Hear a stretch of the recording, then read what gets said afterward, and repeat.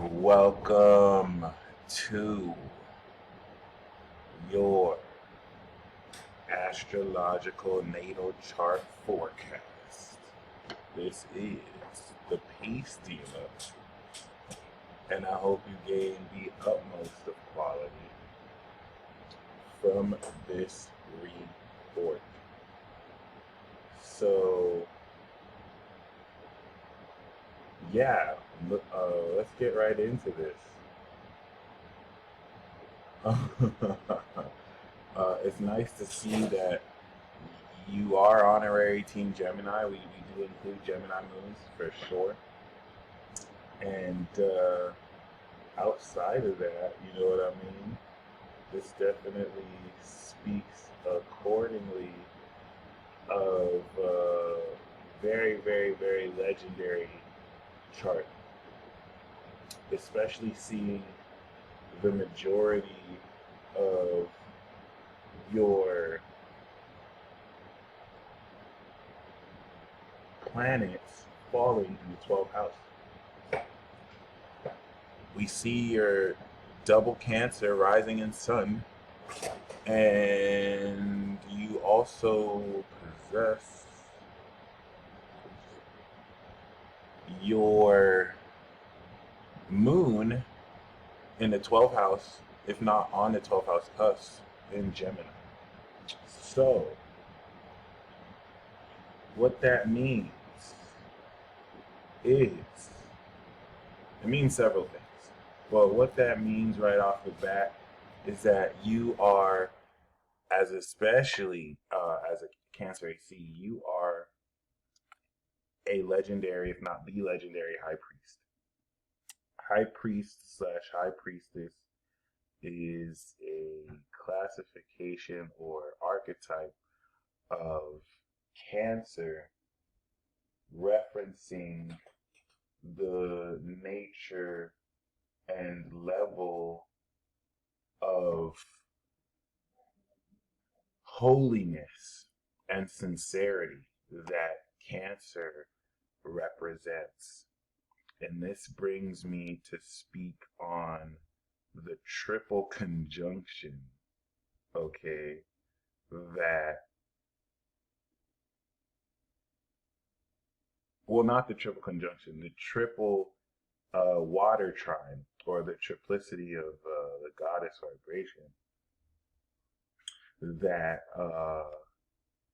definitely represents at a very, very, very pivotal level the levels of water, with Cancer, Scorpio, and Pisces accordingly representing, okay,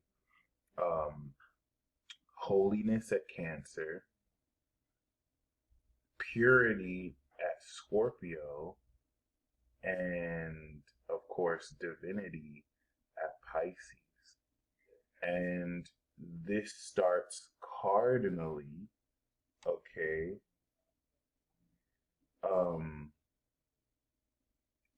this starts cardinally, okay, at Cancer. And when it comes to the vibration of Cancer, Cancer represents holiness, okay? Holiness speaks to the respect and integrity of one's emotional vibration, thus maintaining a righteous quality in its manifestation to Leo, where we see your second house. So this is very important because you are the Holy Spirit. It's not like me that is a Taurus rising. The second house is what you have. So because of my second house is Gemini, I have my Gemini sun. You are your Cancer sun. In this vein, we know that your Gemini moon surrenders and supplements to accent your Cancer sun. And we know that your Cancer sun is a Holy Spirit. So this is what ties into, okay, um, you identifying with the quality of holiness. You are holy. And we also see the Two of Cups Venus in Cancer here. And so this adds a lot to polish and not only give you the power of Venusian beauty in sincere holy Cancer, but also polish up your image. Now, I know certain people could hear me say that and be like, what? Cancer is holy, or Scorpio is pure, or Pisces is divine. They're anything but that.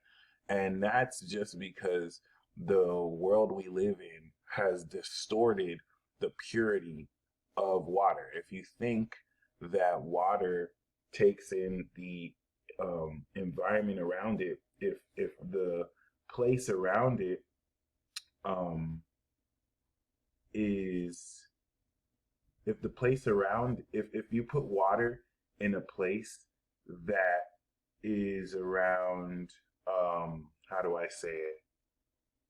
If you put water in a place that is around dirt and nastiness, over time the water is going to become nasty because that's the property of water. This is why water and water signs need to be in places of purity. And I think this is one of the most important concepts. I kind of watched yesterday how water is the spirit molecule, because water is really one of the only elements that realistically, okay, can take on any shape. Water is the only element that could be ice, Scorpio, could be gas, Pisces, that could be liquid, Cancer. Like fire can't really be fixed, even though Leo is fixed fire, but it can't be a solid, right? Earth can't really be a liquid. So this is what kind of maps out the supremacy of water. But this is something that I'm going to make a series of videos coming into Pluto Pisces, but I will also tease Pluto Aqua, and I'll speak on now too. So I mean, I'm not going to wait that long to speak on it because it's relevant now. But this war we're fighting, this spiritual war that we fight, is actually over water. It's not so much. I mean, we could say we're rescuing water, but it's really for water, and because water is distorted, thus fire too. So it hurts fire. So there was a time where there was no distortion of purity, and water was pure. Water signs then are not water signs now that are plagued and burdened with the impurities just in the air. So keep that in mind. This is the importance of someone like you incarnating to purify the waters, because every water sign has a duty to still hold space and understand. It's just a lot more difficult, especially Cancer throughout the Capricorn arc and what do you call that? Not scene. Front of the war. I forgot what they call that. Like the something of World War One. It's not the stage, but yeah. So cancers have deliberately been getting targeted. So this is because water represents the psychic, intuitive ability to draw information from the unseen. Is it really unseen? It's more subatomic, and this is why it's felt. If we can gaslight this energy, then we can demonize it, and we can get people not to trust their intuition. So water is a huge deal, y'all. It's still the most misunderstood element of all time, and that just makes every other element not fully understood. And I want to propose that this is deliberate. It's part of this age of deception to keep humanity in the dark about water. And in this age of Aquarius with knowledge, we'll finally uncover these mysteries that have been hidden for so long. And a lot of that starts with you, because with your moon in Gemini, you directly are the hidden truth of holiness, the hidden truth of sincerity, the hidden truth of psychic power and ability, which is definitely important, because a lot of how you personally discern the ultimate meaning of what subtle psychic vibrations you're aware of have everything to do with your ability to disassociate and detach your emotions from your thoughts and from you, which is now what lends me into highlighting that you carry forth the legendary Pisces signature, given your 12th house is giving your moon is 12th house to your sun. So this makes you a legendary Cancer, a legendary high priest. Once again, this is mainly due to your moon in Gemini allowing your sun in Cancer the intellectual receptivity to feel truth that now serves to at some level balance the irrational quality of emotions that Cancer individuals will feel, giving you the best of both worlds and completing that aspect and sense of what you may be blind to. So all the hidden information in hindsight that your Cancer sun may not have the answers to, just due to feeling, your moon in Gemini will be receptive to. And in the 12th also allows you to be receptive to the hidden enemies, just based on vocal tonation and quality of their words. So, that being said, once again, if we take into account that you are a first house sun that falls in the 12th,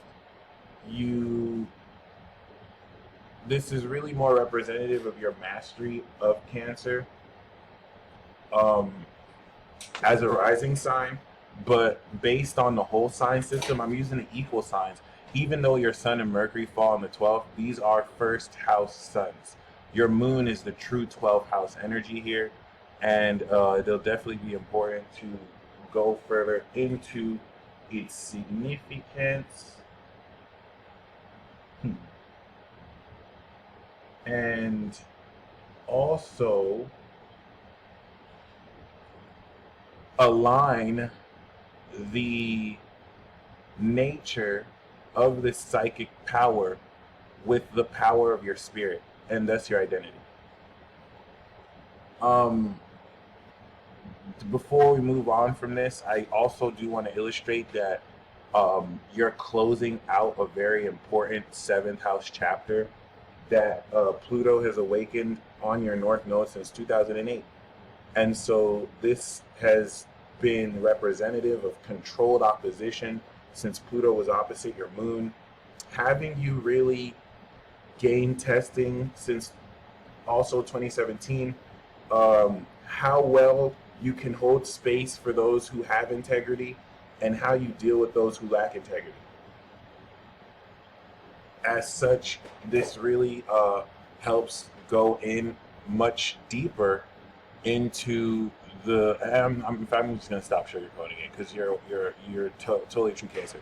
You've just been dealing with the evil as hell parts of people that Capricorn allows for there to be this manipulative hidden sense of.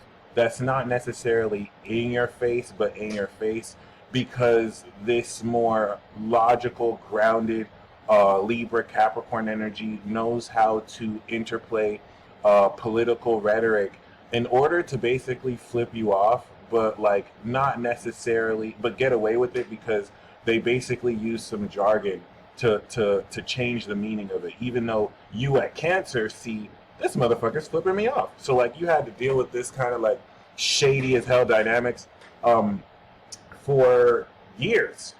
And this represents this only getting shadier, but the direct opposition and control opposition is now shifting from you and moving to Leo. And that's not really so true because you've progressed into Leo, so it's just going to continue to oppose you. And this is just meant to build strength. It's not a bad thing. It's just a frustrating thing sometimes. But there's another side to it. It's not that Capricorn and Libra are bad. There's a Cancer and Aries side to this that is less controlled and more authentic, at least, because even as shady as Cancer can be, and Aries as raw, it's more in your face, as opposed to the Libra Capricorn that is classy and proper, but can get away with corruption in your face. So yeah, this applies to this nature and element of everyone you've been around, even people you're cool with. The seventh house Capricorn as a Cancer rising utilizes the psychic intuitive ability that allows you to sense the characters of others in order to sincerely G-check the fuck out of them or put them in their place or, put them in check. Provided they're out of integrity, if they're in integrity, this isn't necessary. This is now the grounds to which you can form powerful partnerships with them, which involve you literally bringing out the greatest facets of them. So another thing to speak of about your Cancer energy is this direct opposition to Uranus and Neptune, something that's exclusive only to Cancers born in the 90s, okay? Even before this, because Uranus and Neptune was here in the 80s. So Cancers born in the 80s with this will apply this too, but specifically more in the 90s, because the 90s is where we see Uranus and Neptune actually conjunct. And so this is something that only you guys have awareness to. This is why only you guys have been gaslighted, because opposition to Uranus and Neptune is giving you an awareness of the astral and causal realm influence that you witness on other people physiologically. This literally grants you the ability to see aspects of people's imagination and mind through their body language, which you can't really tell to a scientist, or you can't really tell to people mainstream, and they'll take you serious. There's a reason why this is gaslighted. There's a reason why this is set up to where, oh, well, that's interpretive. That can mean anything. No, bitch. It's very specific. And this is why, as a high priest and as a Cancer, y'all are masters of psychic ability. And you have low-key had to have been suppressed so that you wouldn't basically expose to filth everyone you're around. This is what's going to lend people to now bring examples of water signs who are delusional and say, see, this is all water signs. They all think like this. No, some of them are incredibly on point, like you, and know how to disassociate and detach emotions from logic. And now this allows you to really experience your emotions in ways that pinpoint where it's coming from. Because emotions are really more an antenna instead of anything to identify with. The only one who would actually have the ability to truly identify with their feelings is literally you. Truly, Gemini Moon, identify AC in Cancer with Sun in Cancer, your feelings. And it's not really just your feelings, it's more so the character of depth through which, utilizing psychic ability, you feel into more of who you truly are, and subsequently from that space other people too. This is even more profound when we take into account the element of this opposition that not only makes you aware of this, but because the AC is in Cancer and you have Neptune and Uranus so close to this AC from the 6th, the difference between it being on the 7th house end versus on the 6th, the 7th house Uranus and Neptune in the 6th now grants you this intuitive ability. So this is every Cancer rising born in the 90s. They have this ability. Every Cancer rising born in the 90s has Uranus and Neptune in the same sign as their DC. So your body, and this is amazing because Mars and Jupiter grant Earth trines, so your body is a literal antenna that in the 7th house is receptive to the intent and character of other people. This is before you've even met them. This is before you've had a conversation with them. This is just base instinct. You're going to get a general sense, sensually, not emotionally, sensually, physical sensation.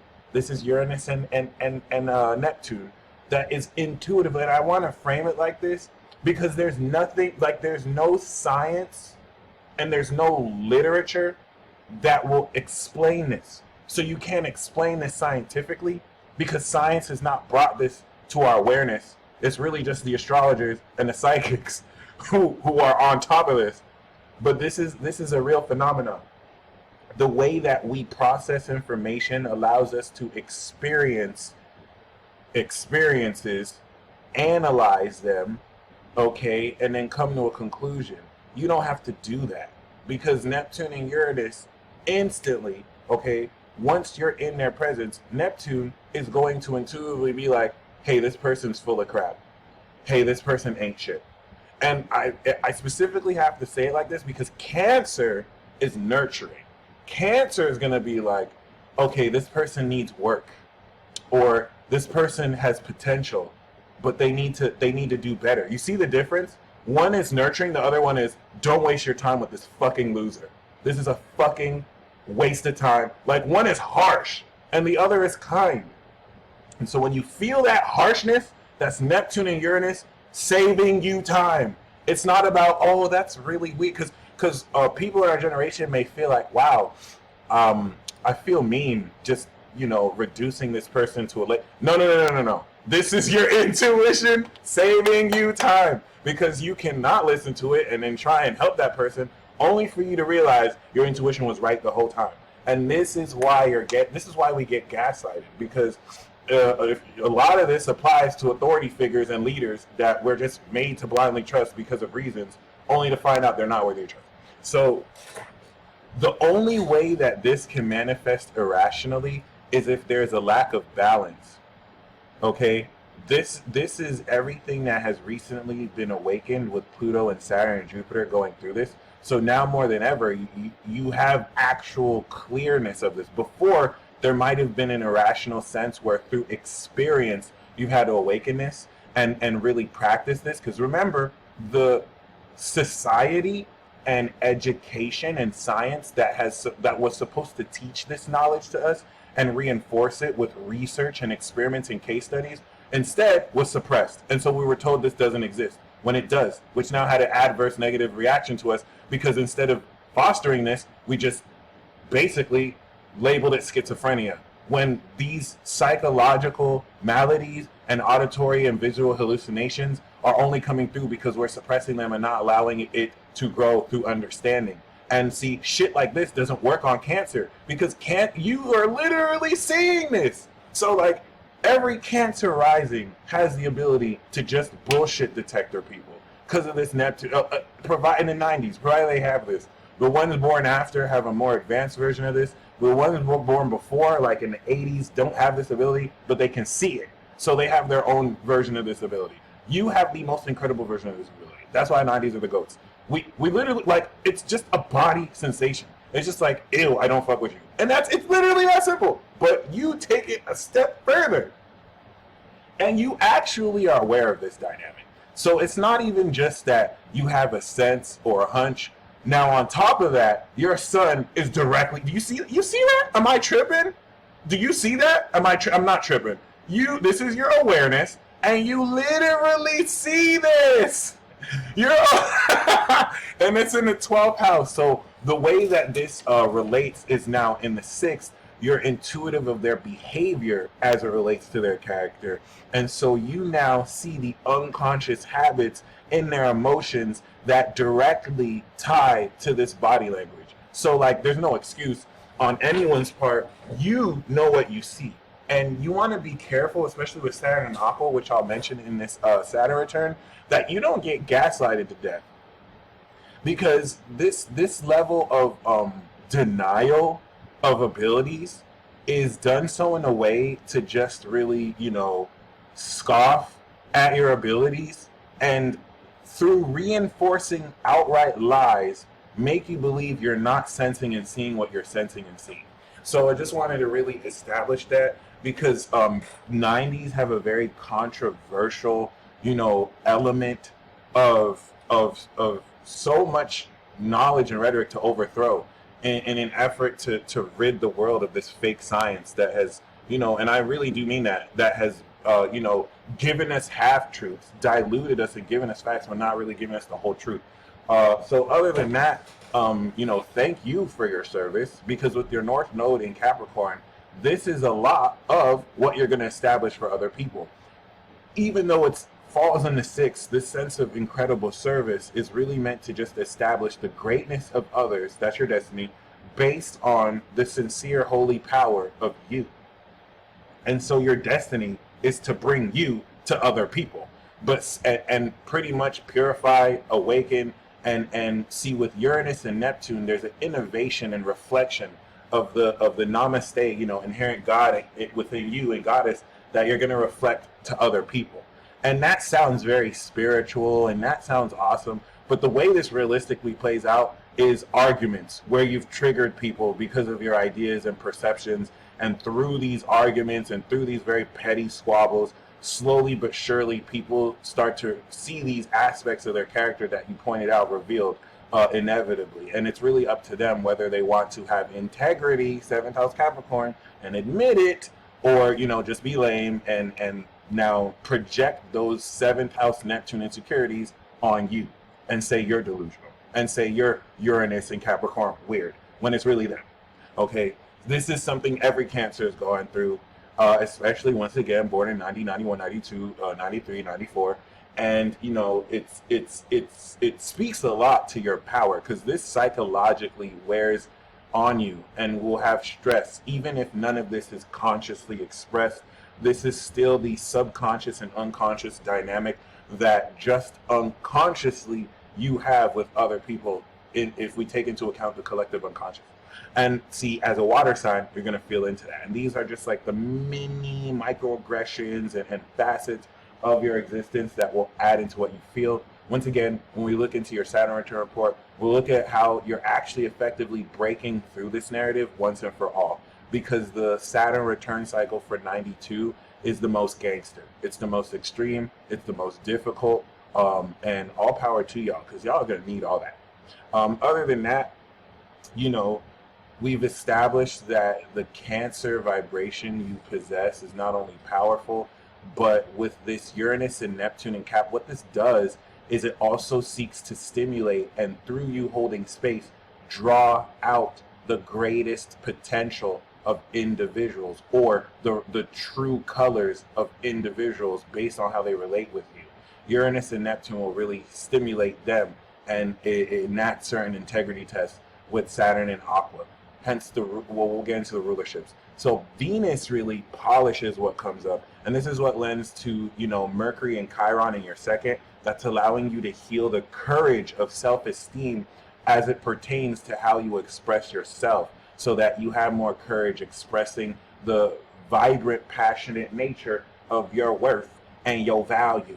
We also do see Jupiter in the second house, which is a third house Jupiter, giving you a golden, practical attitude with the ability to expand forth your talent of analyzing experiences based on the psychic awareness you already have. That means you're aware of the psychic vibration, and then this third house Jupiter Virgo allows you to pinpoint and zoom on the details of this psychic vibration and communicate factually and critically to the details.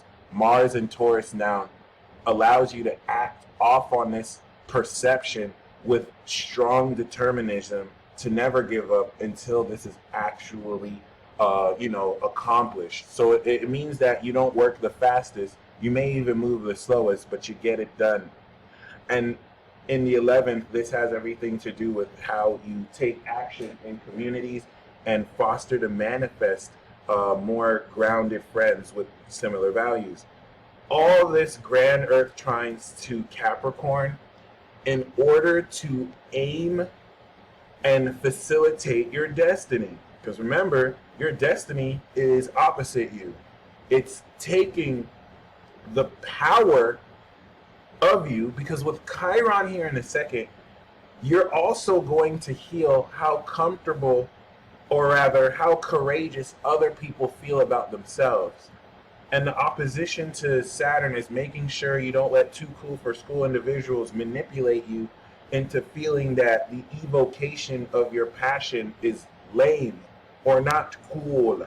That's high school shit that, they never got the memo. They're not cool. They just thought they were cool and decided to label other people. But we can leave certain shit in high school. And this is something that you are breaking through as far as dealing with others who may want to, indirectly or subliminally throw shade at your value and worth. In fact, the key here is saying that you have a strong element of worth, and how you manifest is through communicating creatively, whether that's creative writing, whether that's, since it's so close to your AC, this also does allow you to communicate you, especially as this rising has progressed into your Mercury. We also do see Mars is opposite the Pluto Scorpio aspect you have, which is really going to do much to illustrate the depth of transformative passion that's going to go into the sexual tension you can express with your actions. I have this with Venus instead of Mars, and my experience of it is that every time I express my desire, I'm met with this intense sense of hatred. It should almost feel like your desire is cursed. Is it? No. This is actually one of the dopest aspects in astrology, because if you ever wanted to get your Casanova on, just with your own sensual touch, you can arouse anyone and literally turn the knob of the sexual tension that you stimulate with your sensual Taurus touch based on your desire. But you want to be mindful and aware of the fact that every time you express this sensual desire, there will be this sense of opposition that's irrational, that could manifest itself in psychic attack. This isn't really said to just shrink you back. This is just said to boss up and be like, bitch, I don't care if you feel that way. You better get ready, okay? And that's towards, any haters or naysayers that want to demonize you for just naturally expressing desire for anything, okay? This makes a T-square, if not a fixed cross, with Saturn in the 8th, that inherently now creates trust issues based on how willing you are to still express your desire, okay? Another reason why this is very important has much to do with how much better you're going to really be in a position to step into self-employment and just take the reins of dealing with others accordingly and effectively, as you're trusted with the knowledge of other people, given the authority of knowledge you possess as a Saturn in Aqua. And I love how this trines your moon in Gemini, making you very receptive to the integrity of the knowledge of dealing with others, so that this can make you more receptive to any hidden enemies based off of any intuitive, receptive truths you pick up on their character based on what they know, and also allows you to gain secret, hidden wisdom and truth just based on, what is established with your presence. There's a lot more to this with the 12th house Gemini, and this now sets your soul up to be legendary in the nature of which it can be receptive to divine sacred truth that is now representative of truth, not limited to just this dimension, giving you an ultimate understanding in hindsight of the meaning and reason behind why certain things play out the way they do. The nature of this moon is one that you have to believe in, because it's not going to be linear, despite Gemini being a logical and somewhat linear vibration, and it's not going to make the most logical sense. It will make logical sense, but only to you. And it's not, a moon is so personal and subjective in feeling that it's not meant to make logical sense to other people, unlike maybe a sun in Libra or sun in Gemini that's more expressive and will have to at some part make sense of that. The moon is irrational and it's nonlinear. It's more about how you intellectualize your emotions, and the square that this makes to Virgo will help put in check what it is you feel, and what kind of real analysis can be gleaned from such an unconventional understanding of experiences. But I don't want to call this unconventional. It's supernatural and it's magic. It's truth magic.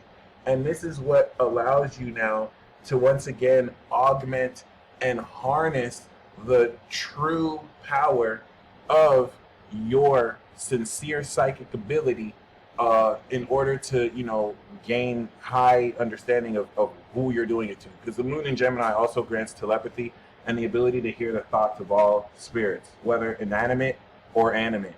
And now this gives you the vibration of true sincerity. You are the true enlightened high priest.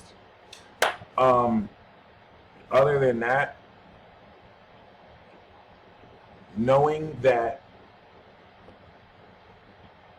this grand earth trine focuses the elements of your character towards taking grounded action to other people, this now makes sense of how your chart is played out. We have Mars, we have Moon, we have Sun, Venus, we have Mercury, we have Chiron, we have Jupiter. This all represents you.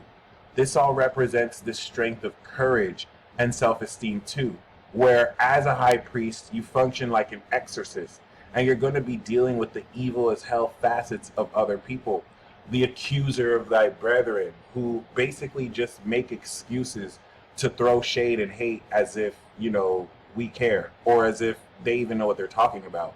And so this is what takes these aspects of you, as you can see, and focuses it to the other person, because you have a responsibility to hold others accountable with your sincerity to make sure they're in integrity. It's your decision who you partner with.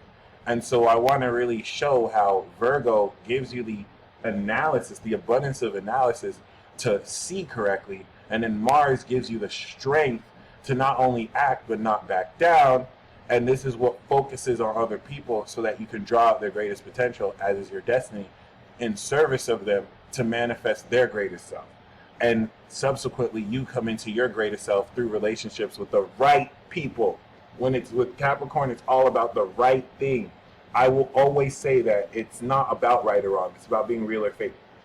But it's very important that when we take into account Capricorn lessons, 7th house Capricorn is manifesting relationships with the right people who walk righteously with integrity. And this is everything that Neptune and Uranus and your sun makes you directly aware of, so that you don't have to waste your time with the wrong people. That means that if you're with the wrong people, you need to G-check them. This is not an opinion. This is a fact. Like, this is the dictates of the ruler of your 7th house. So we're going to get into planet house rulership very soon. But I just want to illustrate, especially with the MC in your 9th, 10th, it is your legacy to lead the world individually and independently. Okay, you're meant to be a leader of authenticity based on the sincerity of your personality. Someone that people can inherently trust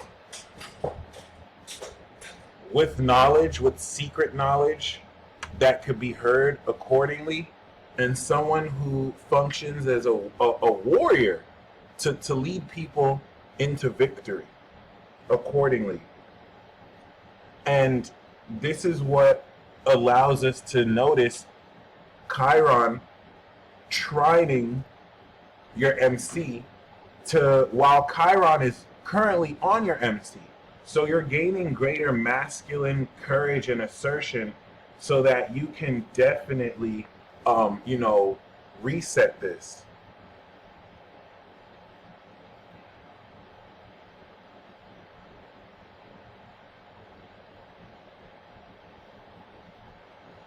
So,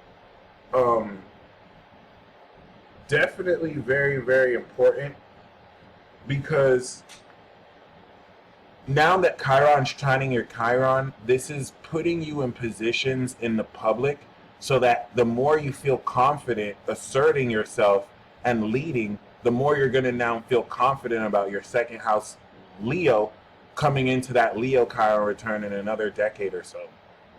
It's still gonna take a while. So it's usually around 50 years old you come into a Chiron return. So you're definitely gonna return Saturn first. So if we look at the ruler of your first house, it is in the 12th house. Your identity is tied into the sacred truth of your spirituality, the sacred unconscious nature of your veiled grace that allows you to intuitively and receptively pick up hidden aspects of the truth as it relates to you.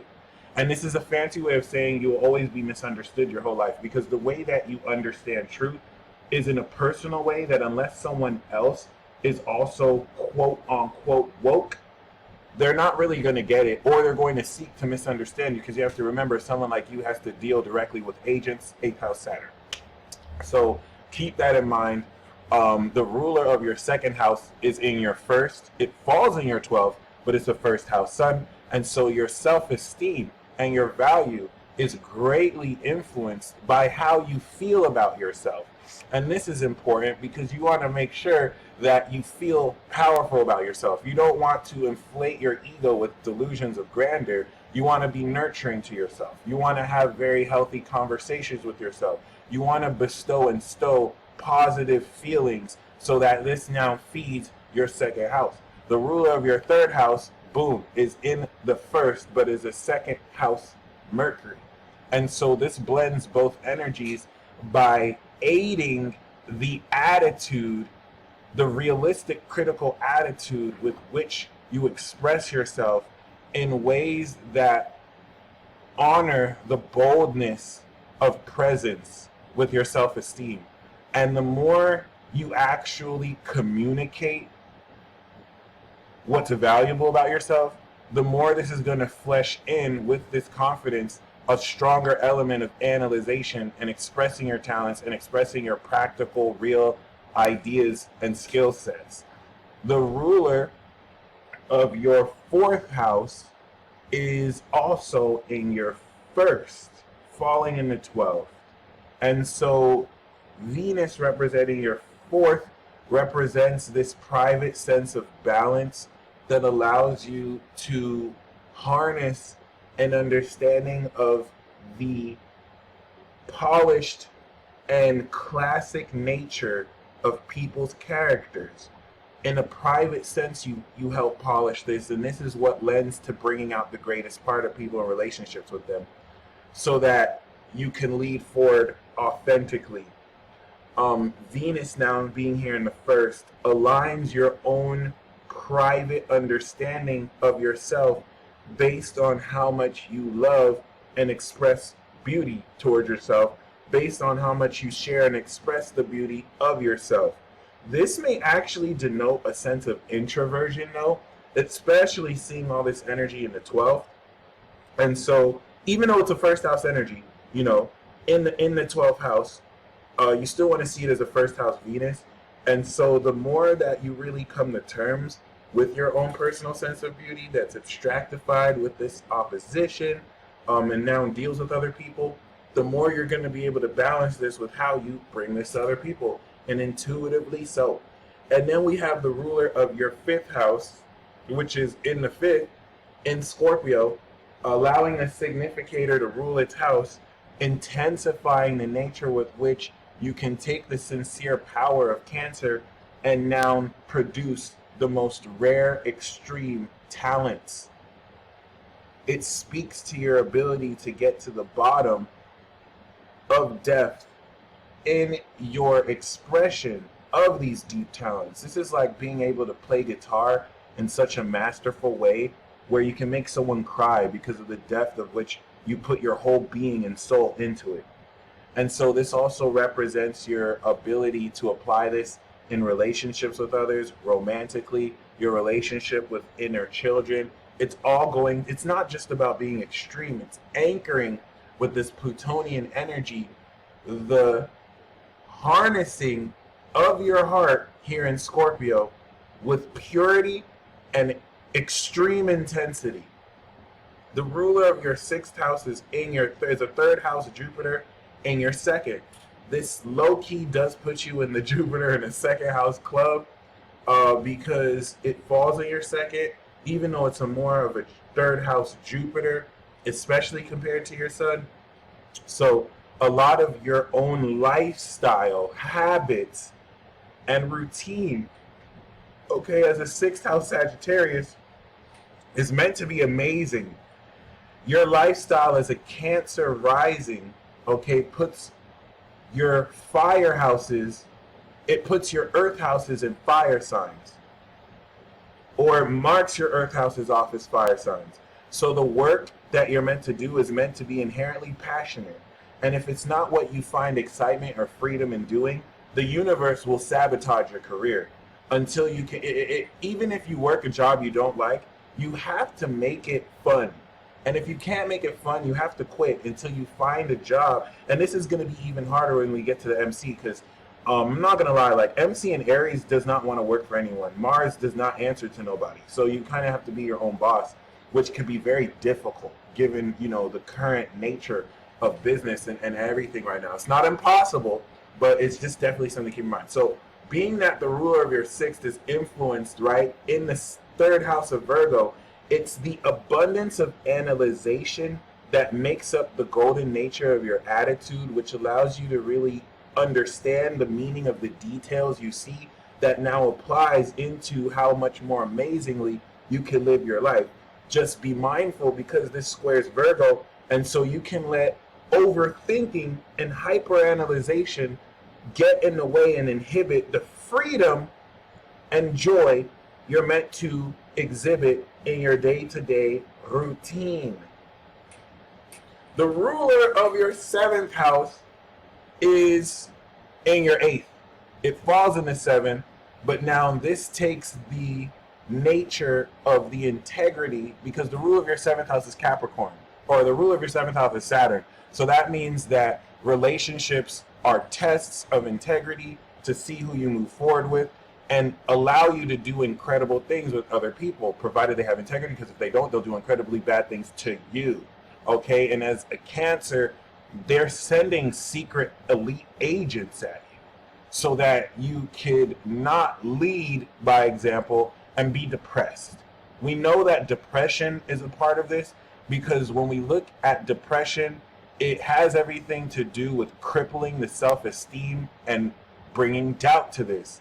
And we know that your self-esteem is second house, and we know that Chiron is healing your self-esteem in the face of, that eighth house deceptive influence at its negative potential that will now bring Saturn doubt, so that you doubt your self-esteem. You're breaking through this so that with the knowledge of your self-esteem, you can deal with others more confidently.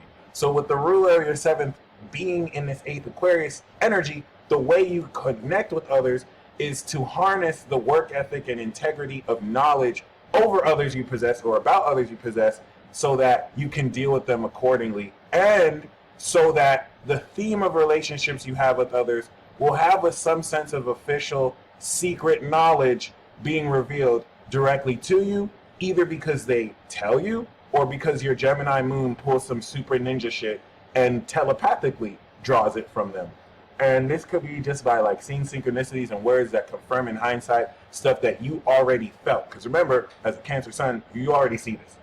And then, and let me not say see, because see is Sagittarius. You're already aware of it. You already feel it directly, okay? Then, and this is important, because the reason why we can say that your feelings aren't really irrational is because you're directly aware of this feeling. And so it's really the alignment with the rising that now identifies with you everything you're feeling, so that this correctly more portrays, okay, what it is you're picking about other people. It's only when your Gemini moon is out of balance and you're not believing in what it's saying that now this will induce irrationality, because you can't trust your own soul, and this will now bring fear, which now will not allow you to understand what you're feeling. Okay, And believing in your moon is difficult because the stuff you pick up about people might seem sci-fi, and it might be hard to believe, but you got to believe it. So the ruler of your 8th house is in the 7th. And this is what is going to allow your dealings with others to be unconventional and to be out of the box and out of this world. You deal with celestials, deal with aliens, but you also deal with collectives. This is also going to speak of the resources of knowledge that can that can manifest itself as unexpected windfalls of income, or knowing about certain individuals and instances. The ruler of your 9th house is in the 7th. So your philosophy and the way you believe and see into the unseen metaphysically is directly cardinal sign Capricorn, influenced by other people, 7th house. And this is also what extends this Neptunian influence to show you in the 9th house aspects of their character that can't be seen through how you feel it. All right, you're being shown this through your feelings. And it's the earth energies in your chart and the air energies in your chart that flesh out these feelings in grounded ways, so you get an intellectual understanding, Moon in Gemini, of what you're feeling. Instead of just being delusional in your feelings and just feel whatever you want to feel, this actually now specifies why you're feeling what you're feeling. The ruler of your 10th house falls in the 10th, but is in 11th house Mars. So as a leader, okay, the desire and determined aggression that will allow you success is not only determined, but is more towards community and groups that will allow you to manifest respect and strength in connections. This doesn't even mean that you have to be extroverted. It just means that, the right people will, come around you if necessary. But that sense of assertion is necessary. Now we do see this masculine assertion ruling your 10th is going to be played out in a much more grounded, determined, practical way. So it's not about doing it fast or being first. It's about making it last and knowing your worth. That was nice. Okay, the ruler of your 11th house falls in your first, okay, with Venus here again. And so a lot of the friends and the collectives that you will come into have much to do with how they identify with you. Whenever the ruler of your 11th is in the first 12, the friends that you make identify with who you are. And because it's Venus, fashion choices, and also, people who find you to be beautiful and reflect that beauty as well. Remember, Cancer is very compassionate, it's sincere. Thank Jesus. It's a soulmate card. So it goes into a lot of one's ability to effectively, nurture others as necessary. My bad, my screen is turned off. And also being put in a position to accordingly connect to other people at a heart level. So concerning that, a lot of what you manifest, especially when we take into account 11th house being hopes and wishes and gains from career, will once again have much to do with your willingness and ability to, very effectively align much of this success with how it makes you feel. And so you can reverse engineer that by feeling into what you want to manifest and attracting that, because Taurus is a magnetic sign. And now the ruler of your 12th is in your 2nd. So a lot of this spiritual and unconscious energy heavily affects your self-esteem. And this is what's going to reinforce that by, fixing in your heart positive affirmations to aid into this 12th house energy that highly influences your moon. Okay?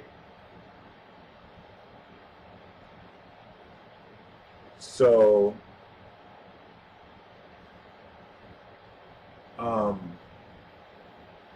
other than that,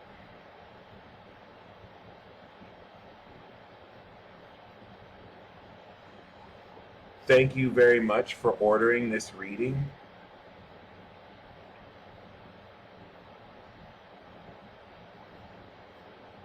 And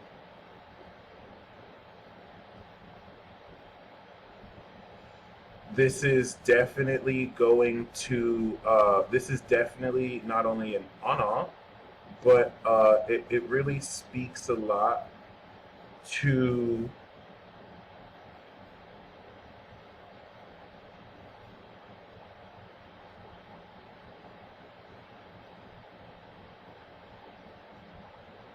you,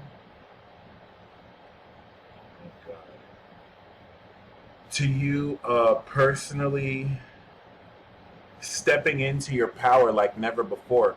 And that's what this Capricorn chapter, you know, represents. It's you taking the fullness of what you've evolved the past 6 years, and it's ready to give it to other people. It's ready to hold space so that you could forge this coming into the 10th house to the world. Okay.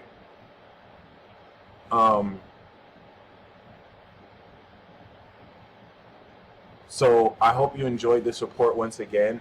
As you as you accomplish this destiny path, you definitely want to give yourself props for the influence that goes into really working with others incredibly. And you stay blessed as always. And until next time, peace.